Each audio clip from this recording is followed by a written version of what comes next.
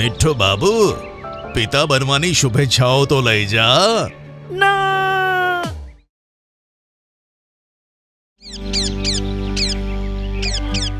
બ્લુલેન્ડ જંગલમાં મીઠું બધા જાનવરો અને પક્ષીઓનો માનીતો હતો, કારણ કે તે કોઈને પણ મુશ્કેલીમાં જોઈ શકતો ન હતો અને હંમેશા બધાની મદદ માટે તૈયાર રહેતો હતો.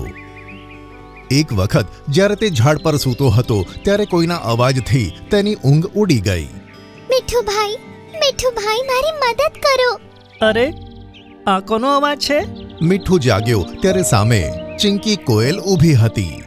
તેની પાંખમાં વાગ્યું હતું અને તેની પાસે એક સફરજન હતું. અરે, તારી પાંખમાંથી તો લોહી નીકળે છે. હા, હું મારા બચ્ચાઓમાંથી ખાવાનું લેવા જઈ રહી હતી ત્યારે જ આ મારી પાંખોમાં ભરાઈ ગયું. હવે મારાથી ઉડાઈ નથી રહ્યું અને મારા બચ્ચા ભૂખ્યા છે. તું આ ખાવાનું તેમના સુધી પહોંચાડી દઈશ તો તારી મહેરબાની થશે. અરે, એમાં મહેરબાનીની શું વાત છે? હમણાં જ હું સફરજન તારા ઘરે આપી આવું છું. મીઠુએ સફરજન ચાંચમાં દબાવ્યું અને કોયલના બચ્ચાઓને તે આપી આવ્યો.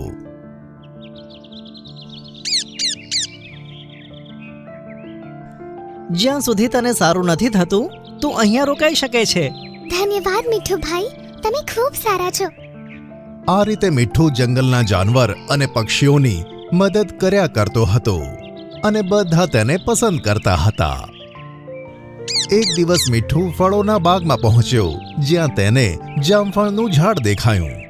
અરે વાહ, આ જામફળ તો એકદમ તાજા છે. મીઠું જામફળ ખાતો જ હતો ત્યાં જ જામફળ ખાવાના ચક્કરમાં કોઈને ભૂલી તો નથી રહ્યો ને મીઠું? અરે મેના, તું હમણાં જ હું જામફળ ખાઈને તારી પાસે જ આવવાનો હતો. બસ, મને આ બધું ના શીખવાડો. બહુ દિવસો થઈ ગયા આપણે ફક્ત મળીએ જ છીએ. હવે મારે તમારી સાથે રહેવું છે. હા, કેમ નહીં? હું પણ તે જ ઈચ્છું છું. તો ઠીક છે, ચાલો લઈ જાઓ મને તમારા ઘરે. મીઠું અને મેનાએ એકબીજાને પતિ પત્ની માની લીધા અને મેના ડાળ પર બનેલા મીઠુંના માળામાં મીઠું સાથે રહેવા લાગી. એક સવારે બંને જ્યારે વાતો કરતા હતા ત્યાં જ બુલબુલ ત્યાં આવી ગઈ. મીઠુભાઈ, જલ્દી મારી સાથે ચાલો. શું થયું? શું વાત છે? મારા બચ્ચાની તબિયત ખૂબ ખરાબ છે. તમે જલ્દી મારી સાથે તેને લઈને ડોક્ટર સસલા પાસે ચાલો. મને તેમના ઘરનો રસ્તો નથી ખબર. સારું, હું અત્યારે જ આવું છું. એક મિનિટ. મીઠું, તમે જતા પહેલા મને પૂછ્યું કે શું કરવું? મેના, તું જુએ જ છે ને એ કેટલી હેરાન છે. મુશ્કેલીમાં છે તો શું થયું?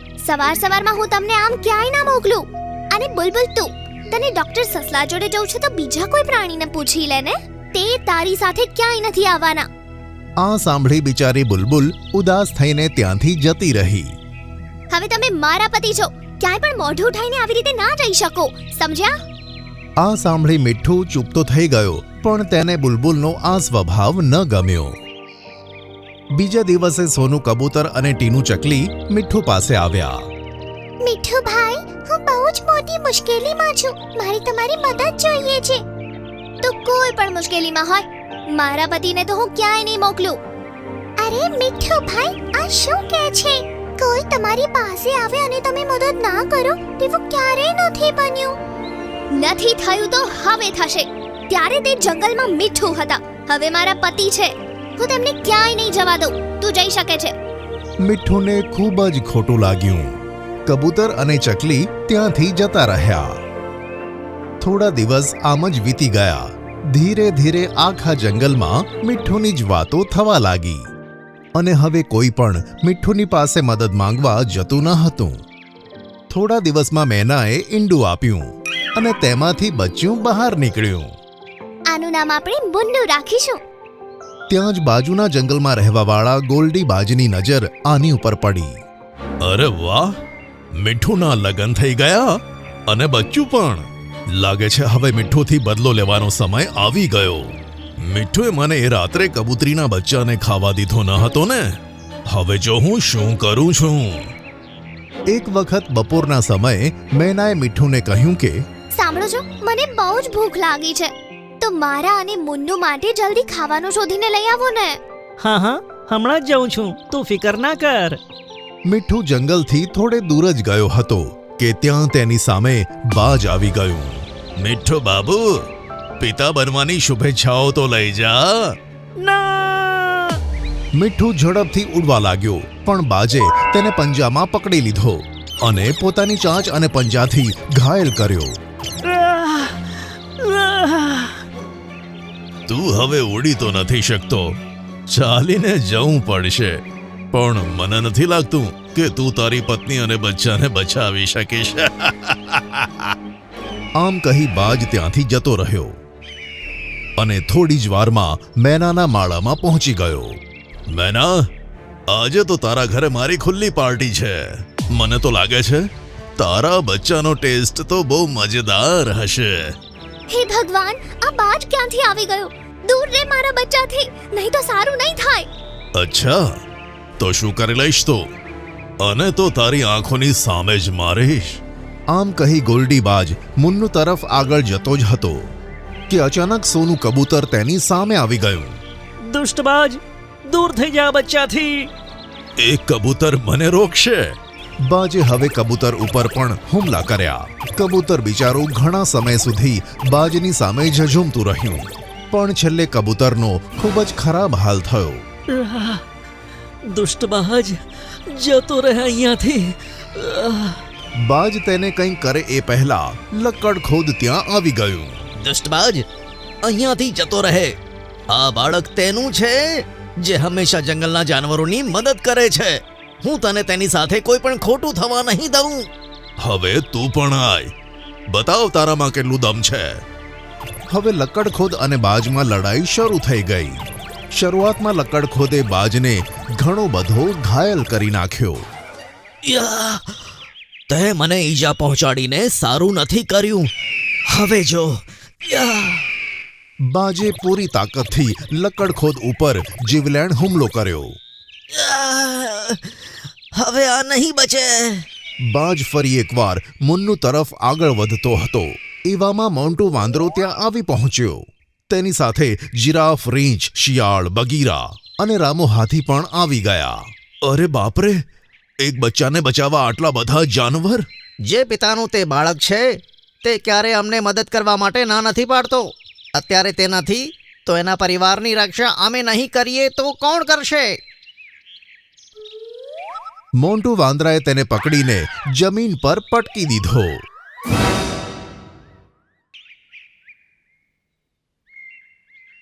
અને બધા જાનવરોએ બાજને ખૂબ માર્યો. જોઈ લઈશ તમને બધાને. આમ કહી બાજ ત્યાંથી ઉડી ગયો. મેના અને મુન્નુ, તમે લોકો ઠીક તો છો ને? હા ભાઈ, અમે બંને ઠીક છીએ. તમારા બધાનો ખૂબ ખૂબ આભાર. એવામાં મીઠું પણ ત્યાં આવી પહોંચ્યો. મેના, આપણો મુન્નુ કેમ છે? પેલો દુષ્ટબાજ એને મારવા અહીં આવવાનો હતો.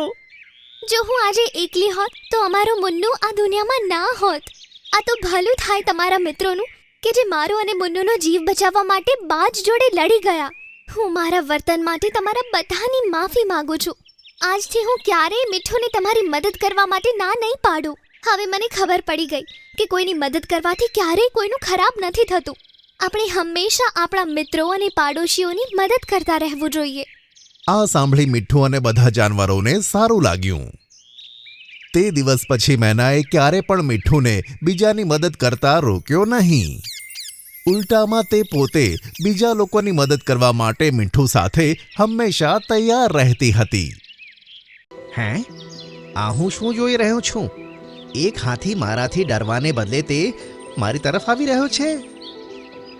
હા શિકારી, હું એટલા માટે તારી પાસે આવ્યો છું કે તું મને અહીંયાથી લઈ જા. મને આ જંગલમાં રહેવાની જરાય ઈચ્છા નથી. જો તું ઈચ્છે તો મને મારીને ખાઈ પણ શકે છે.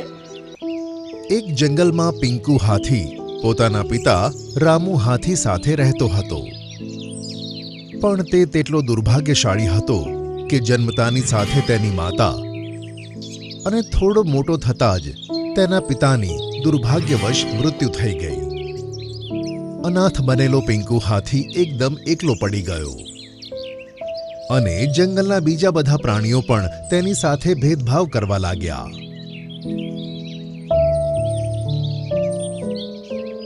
હેલો મિત્રો, કેમ છો? શું કહ્યું તે મિત્રો? તને કોણે કહ્યું કે અમે તારા મિત્રો છીએ? ના હોય તો બની જઈએ. રોજ તમને રમતા જોઉં ને તો મને પણ તે રમવાની ઈચ્છા થાય છે. પ્લીઝ તમે મને પણ તમારો મિત્ર બનાવી લો ને. પછી હું પણ તમારી સાથે રમવાની મજા લઈ શકીશ. આ તારી કમનસીબી છે કે તું ખૂબ મોટો છે અને ધીમો પણ. તો અમને પણ તારા જેવા જાનવરને મિત્ર બનાવવામાં કોઈ રસ નથી. ચલો મિત્રો. આમ કહીને તે લોકો ત્યાંથી જતા રહ્યા. પિંકુ હાથી ઉદાસ મોઢું લઈને પોતાના ઘર તરફ આવ્યો. હવે અનાથ અને એકલા રહેવાનું દુઃખ તેને જરાય પસંદ નહોતું.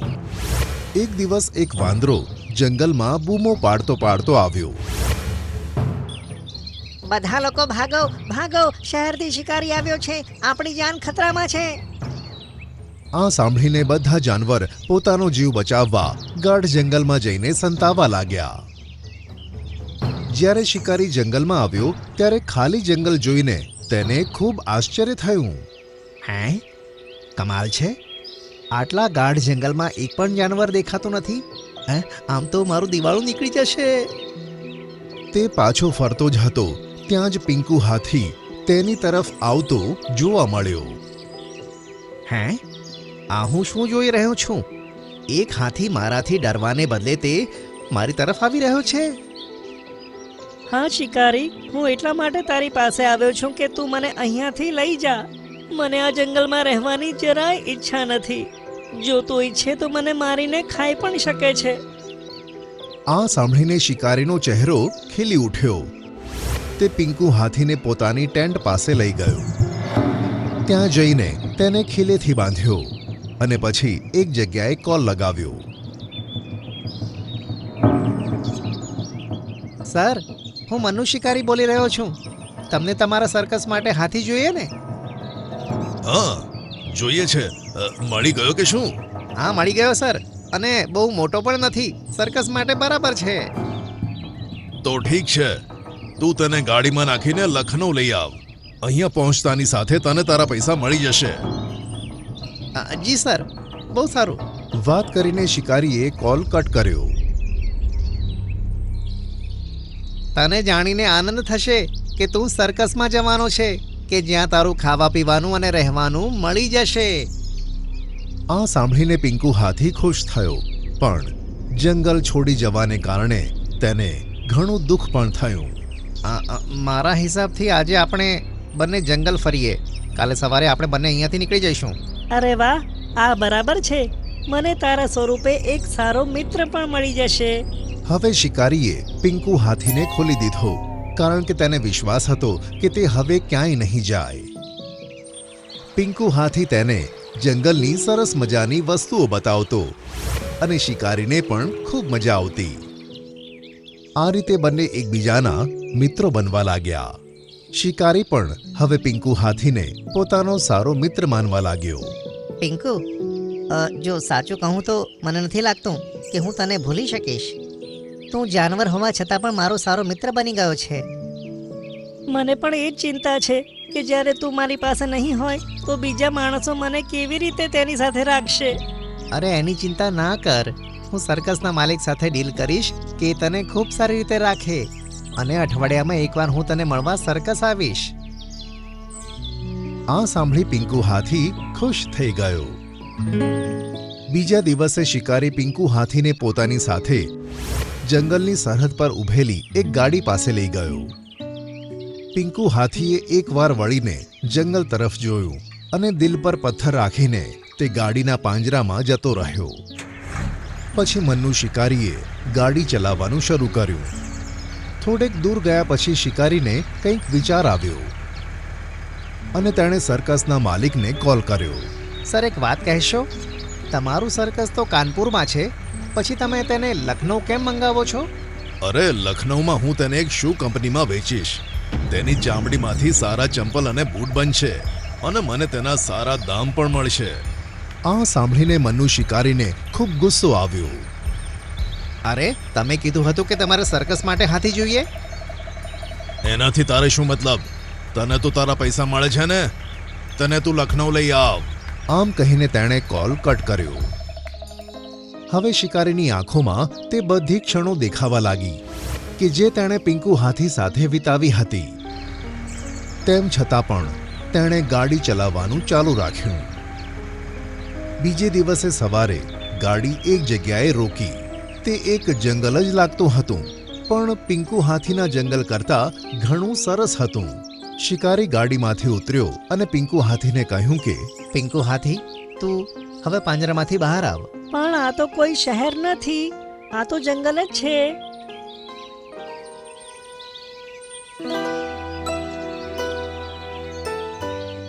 હા, કારણ કે પેલો સર્કસવાળો તને કોઈ જૂતા બનાવવાવાળી કંપનીને વેચવાનો હતો, જે તને મારીને તારી ચામડીના જૂતા બનાવવાના હતા. શું? હા, પણ મેં તને મારો મિત્ર માન્યો છે ને. હું તને મરવા માટે ના છોડી શકું, તેથી હું તને અહીંયા લાવ્યો. આ સાંભળી પિંકુ હાથીની આંખોમાં આંસુ આવ્યા અને તે શિકારીની પાસે જઈને પોતાની સૂંઢથી તેને વહાલ કરવા લાગ્યો. પણ મિત્ર, આ પણ તો એક જંગલ જ છે ને. અહીંયા પણ હું એકલો જ રહીશ, જેવી રીતે ત્યાં રહેતો. ના ના, અહીંયા પણ હાથી છે. તને એક સારો પરિવાર મળી જશે. હવે હું જાઉં છું, નહીં તો હું રડી પડીશ પિંકુ. હું દર અઠવાડિયે તને આ જગ્યાએ આવીને તને મળીશ.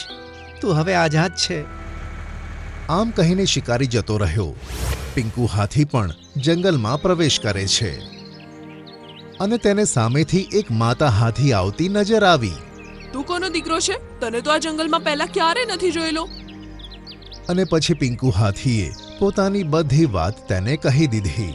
તે માતા હાથીની આંખમાં આંસુ આવ્યા અને બોલી કે તે તારા માતા પિતાને ગુમાવ્યા છે.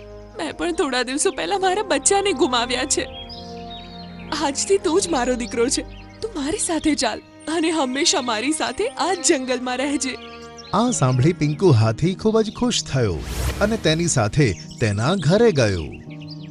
આ જંગલમાં તેને તેની ઉંમરના હાથી બચ્ચા પણ મળ્યા કે જે તેના મિત્ર બની ગયા. આ રીતે પિંકુ હાથીને તેની માતા મળી અને મિત્રો મળવાથી તેની જિંદગી વધારે ખુશખુશાલ થઈ ગઈ. સાથે સાથે પિંકુ હાથીને તે શિકારી દર અઠવાડિયે જંગલની સરહદે મળવા આવતો. પિંકુ હાથીને ખુશખુશાલ જોઈ તે શિકારી પણ ખુશ થઈ જતો.